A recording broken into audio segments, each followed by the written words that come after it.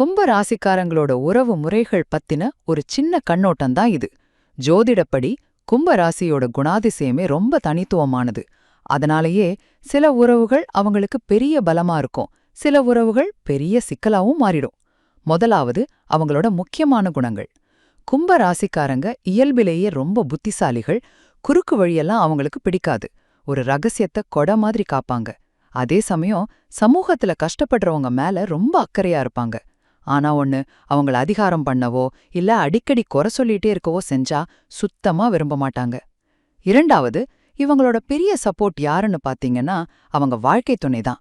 கணவனோ மனைவியோ அந்த உறவை மட்டும் சரியா பாத்துக்கிட்டாங்கன்னா அவங்க வாழ்க்கை ஒரு பொக்கிஷந்தான். இதுக்கு அடுத்தபடியா அத்தை உறவு இவங்களுக்கு ரொம்ப சாதகமா இருக்கும். அங்க கிடைக்கிற மரியாதையும் பாசமும் ரொம்பவே ஸ்பெஷல்.